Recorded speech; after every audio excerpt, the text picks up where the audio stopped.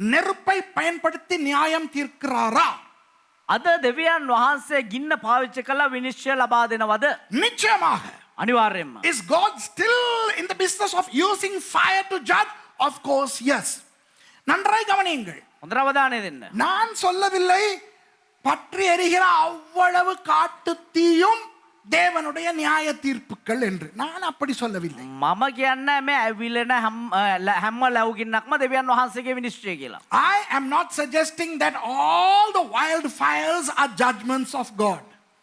ஆனால் இப்போ கலிபோர்னியாவிலே கொழுந்து விட்டு எரிகிறதே அது தேவனுடைய நியாய தீர்ப்பு. හැබැයි දැන් මේ මොහොතේ කැලිෆෝනියා ඇවිලෙන ඒ ලැබුගින්න දෙවියන් වහන්සේගේ විනිශ්චය. But the wildfire that is torching California right now, that is a judgment of God, I would say.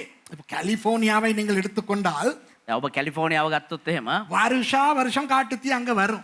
අප අවුරුද්දෙන් අවුරුද්දට ලැබුගින්න හේනවා. California is prone to wildfire every year during summer. I mean, of course, if you know California, you will know that during the summer it's very dry. And there are so many areas where there are thick woods.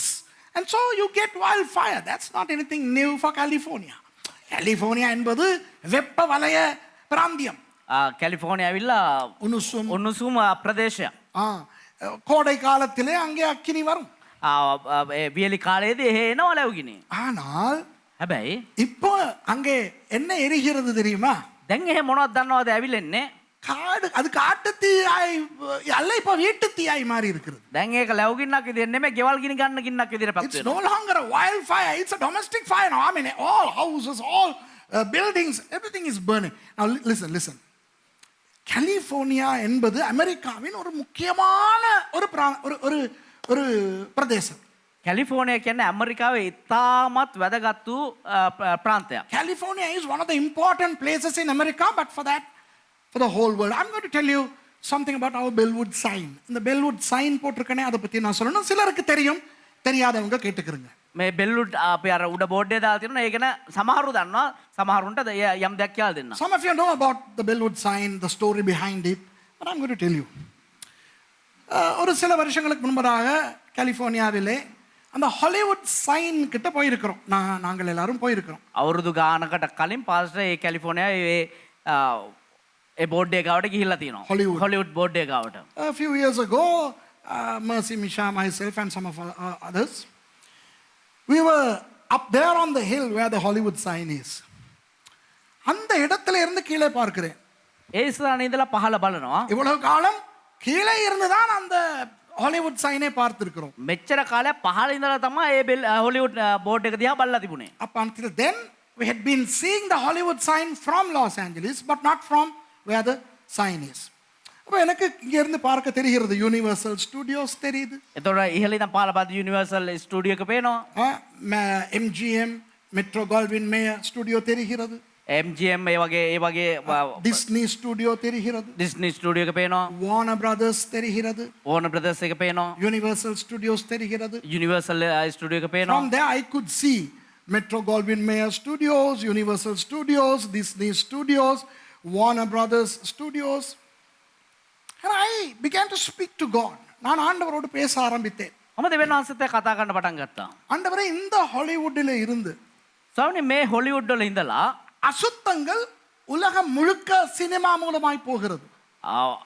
අප්‍රියජනක දේවල් එහෙම නැත්නම් අසුද්ධ දේවල් මුළු ලෝකේ පුරාවටම චිත්‍රපටය ආකාරයෙන් යනවා. I said, Lord, from Hollywood, evil things are conveyed to the world. And a few years prior to that, Hollywood had released a movie called The Last Temptation of Christ. அதற்கு ஒரு சில வருடங்களுக்கு முன்பு ஹாலிவுட்டில் இருந்து The Last Temptation of Christ, இயேசுவின் கடைசி சோதனை என்ற பெயரில் ஒரு படம் வெளியிட்டிருந்தார்கள். ඊට ටික කාලයකට පස්සේ යන්න යනවා යේසුස් වහන්සේගේ අවසාන කාලේ පරිකිරිකොකා අර සිද්ධිය වෙන්න අවුරුදු කිහිපයකට කලින් ඒ හොලිවුඩ් වලින් නිෂ්පාදනය කරලා තිබ්බ චිත්‍රපටයක් இயேசுஸ் වහන්සේගේ අවසාන පරීක්ෂාව කියලා. அதில் அவர்கள் என்ன கருத்து என்றால் இயேசுவுக்கும் மகதலேனா மரியாளுக்கும் கள்ளத் தொடர்பு இருந்ததாம். ඒගොල්ලොන්ගේ එතනින් ගොඩනගන කතාව මොකද යේසුස් වහන්සේටත් මග්දලේනා මරියටත් එක වැරදි සම්බන්ධතාවයක් තිබුණලු. That story suggests that Jesus had an illicit relationship with Mary Magdalene. சிலுவையில் அவர் தொங்கும் பொழுது அவர் மரியாளோடு பண்ணின அந்த விபச்சாரம் அவருக்கு தொடர்ந்து வந்து கொண்டே இருந்ததாம் மண்டைக்கு. උන්වහන්සේ කුරුසියේ එල්ලිලා ඉද්දී උන්වහන්සේගේ මනසට ආවල් උන්වහන්සේ මග්දලේන මරියත් එක්ක කරවුවේ වැරදි ක්‍රියාවන් හැම දෙයක්ම උන්වහන්සේගේ මනසට ආවලු. And when he was hanging on the cross, his mind began to retrospect or remember the sin that he committed with Mary Magdalene. Imagine the gravity of the blasphemy that entailed the movie. அந்த திரைப்படத்துக்கு பின்னால் இருக்கும் தேவ தூஷணம் எவ்வளவு பயங்கரமானது. ඒ චිත්‍රපටයේ පිටුපස තිබෙනා ඒ දේව අපහාසය කොයිතරම් භයානකද. வேறொரு மத சம்பந்தப்பட்ட யாரையாவது வைத்து படம் எடுத்திருந்தால் ஹாலிவுட்டை எரித்திருப்பார்கள். වෙන ආගමක් සම්බන්ධ ඔය වගේ කතාව ගොඩනගලා චිත්‍රපටයක් හදලා තිබුණා නම් හොලිවුඩේ ගිනි තියලා තියයි. If those fellows had used some other character from another religion, maybe Hollywood would have been torched. அப்ப நான் சொன்னேன், ஆண்டவரே මම කිව්වා ස්වාමිනේ இந்த ஹாலிவுட் ஒரு அருவருப்பு, මේ හොලිවුඩ් ඇල්ල ඉතා අප්‍රියජනකයි. அசிங்கம், චරාවයි, அசுத்தம். එක අපිරිසිදුයි. So I said, Lord, this Hollywood is sordid, evil, and it's so nasty, and yet they have a beautiful sign saying Hollywood. ஆனால் அவர்களுக்கு ஹாலிவுட் என்ற ஒரு அழகான சைன் இருக்கிறது. හැබැයි ඒගොල්ලන්ට හොලිවුඩ් කියලා ලස්සන බෝඩ් එකක් තියෙනවා. நான் சொன்னேன், ஆண்டவரே நீங்கள் எனக்கும் ஒரு வுட் கொடுத்திருக்கிறீர்கள், பெல்வுட். ස්වාමිනේ ඔබ වහන්සේ මටත් එක ස්ථානයක් දීලා තියෙනවා බෙල්වුඩ්. I said, Lord, you have given me also a wood, Bellwood, from where the word of God is going all over the world. தேவனுடைய வார்த்தை போகிறது உலகமெங்கும். එතන දෙවියන් වහන්සේගේ වචන යනවා ලෝකේ පුරාවට. 3 வருஷம் தாங்க ஆண்டவரே, 3 வருஷத்துல இந்த மாதிரி ஒரு பெல்வுட் சைன் நான் அந்த காணில போட போறேன். අවුරුදු 3ක් දෙන්න ස්වාමිනේ, අවුරුදු 3ක් ඇතුළත මම මේ වගේ ලස්සන බෝඩ් එකක් බෙල්වුඩ් වල දානවා. I said, Lord, give me 3 years. I will put a sign called Bellwood sign. நான் யாரிடத்திலும் சொல்லவில்லை. මම කාටවත් මේක කිව්වේ I නැහැ. never divulged it to anyone. The first person I told was Brother Rohan. நான் முதல் சொன்னது யாருக்கு தெரியுமா? Brother Rohan. ඒක ඉස්සෙල්ලාම කාටද දන්නවද කිව්වේ? සහෝදර රෝහන්ට. நான் பணம் சேர்த்து මම මුදල් එකතු කරලා பைக்ல அங்க எங்கெல்லாம் அலைஞ்சு எங்க இருந்து பார்த்தா தெரியும் என்று බයික් එකේ එහෙ මෙහෙ රවුම් ගහලා බැලුවා කොහේ ඉඳන් බැලුවොත් මේ බෝඩ් එක හොඳට පැහැදිලිව පේන්නේ. Bellwood sign போட்டேன். ඊට පස්සේ බෙල්වුඩ් බෝඩ් එක දැම්මා. I went on the bike all over to see from whence could you see the sign. என்ன சொல்லுகிறேன் என்றால், මොනවද කියන්නේ කියනවා නම් ஐயோ நான் அந்த இடங்களுக்கு போய் வந்திருக்கிறேன் அப்பா. මම ඒ ස්ථානට ගිහිල්ලා ඇවිල්ලා තියෙනවා. Hey, I have been to those places. Don't tell me how those places are. I know those places. You cannot have the Hollywood hills burning. It doesn't happen. And the Hollywood மலை எரிய கூடிய ஒரு இடம் அல்ல அப்பா. ඒ Hollywood කන්ද ඇවිල්ලා එහෙම ගිනිගෙන දැවෙන විදිහේ කන්දක් නෙවෙයි. அந்த லாஸ் ஏஞ்சலிஸிலே அந்த ஹாலிவுட் நடிகர்கள், இயக்குனர்கள் கோடிக்கணக்காய் அவர்கள் கட்டி இருக்கிற அந்த பங்களாக்கள், ஐயோ அங்கெல்லாம் நெருப்பு எரிய முடியாது ராசாத்தி. ඒ හොලිවුඩ් වල ඉන්න ඒ නළු නිලියෝ කෝටි ගණන් වියදම් කරලා හදපු ඒ විශාල නිවාස ඒවා එහෙම ඇවිලෙන්න පුළුවන් ඒ ආකාරයෙන් නැහැ. Hollywood and those mansions owned by Hollywood personnel like actors, directors, I mean these places cannot just burn. I mean they are so fireproof, safe and all the paraphernalia. பாதுகாப்பாய், ஐயோ பயங்கரமான பாதுகாப்போடு இருக்கிற இடம் அது. ඒක මාර විදිහට ආරක්ෂිත තියෙනා වූ ස්ථානයක්. ஹாலிவுட் முந்தி இருந்தே ஆண்டவரை சீண்டி கொண்டு வருகிறது. ஹாலிவுட் இஸ்ரரை நம்ம දෙවියන් වහන්සේව මල පන්නගෙන ඉන්නේ. Hollywood was annoying God for a long time. For a long time. எவ்வளவு என்று தான் ஆண்டவர் பொறுப்பார். කොච්චර කාලයක් දෙවියන් වහන්සේ ඉවසීමෙන් ඉන්නද? How long would God wait? ஆண்டவர் அமெரிக்காவுக்கு கடைசி 4 வருஷங்களை கொடுத்திருக்கிறார். දෙවියන් වහන්සේ අවසාන වශයෙන් අවුරුදු 4ක් ඇමරිකාවට දුන්නා. God has given 4 final years for America to turn to God, and that's why Trump came. அதனால் தான் டொனால்ட் ட்ரம்பை ஆண்டவர் ஏற்படுத்தினார். ඒ නිසා තමයි ඩොනල්ඩ් ට්‍රම්ප් දෙවියන් වහන්සේ ජනාධිපති කරේ. ஒரு வேளை சபை எடுத்துக்கொள்ளப்படாவிட்டால், බැරි වෙලාවත් සභාව සොයා ගන්න ලැබුවේ නැත්නම්. நான் இப்பொழுது சொல்வதை ரெக்கார்ட் பண்ணுது கேட்டுக்கிறீங்க. දැන් මම කියන දේ රෙකෝඩ් වෙනවා හොඳට අහගන්න. I'm going to say something which is recorded. If the rapture doesn't happen after the reign of Donald Trump, America will plunge into ungodliness and the related evils.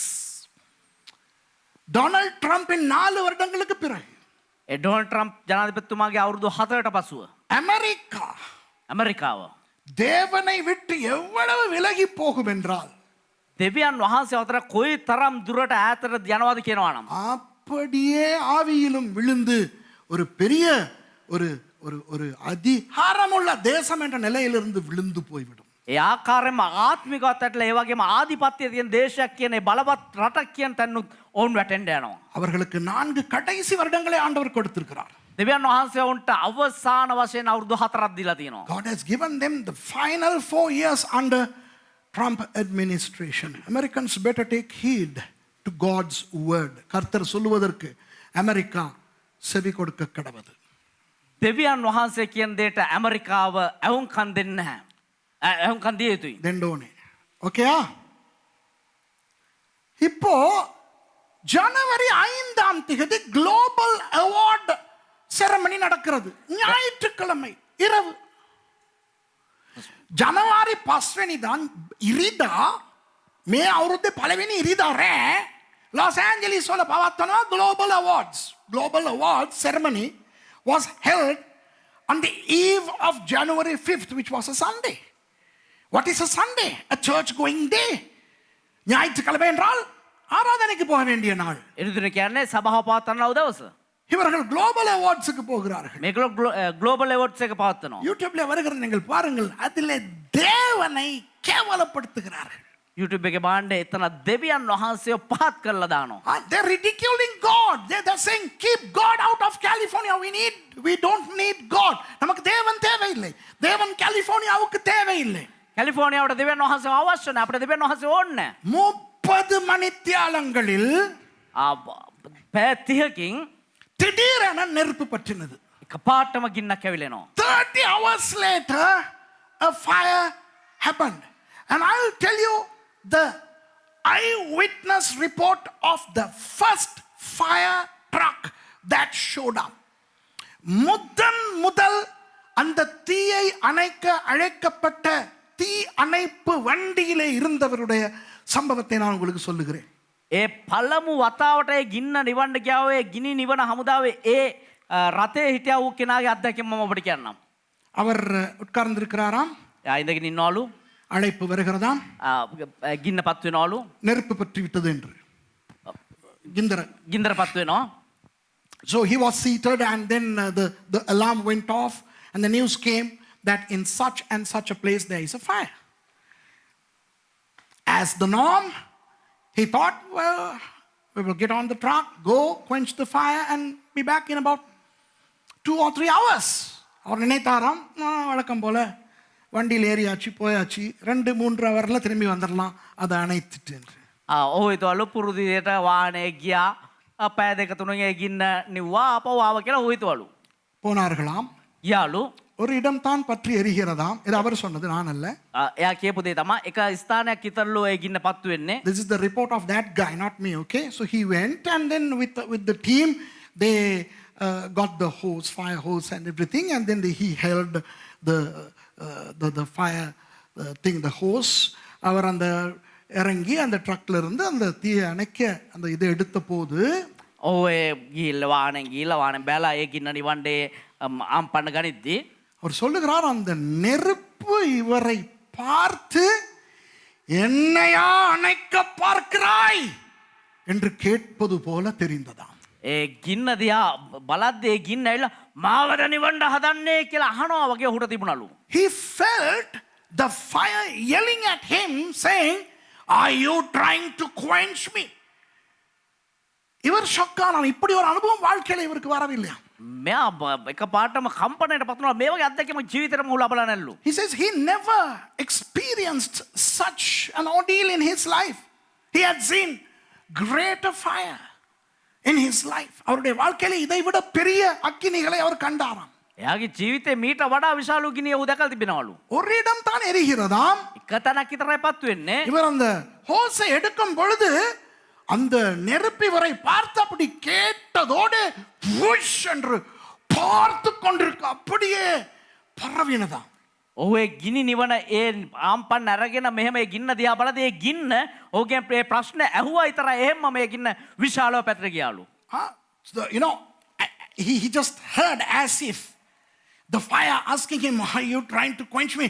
And the fire spread so fast and so huge, he had to leave the hose and run away from the scorching heat.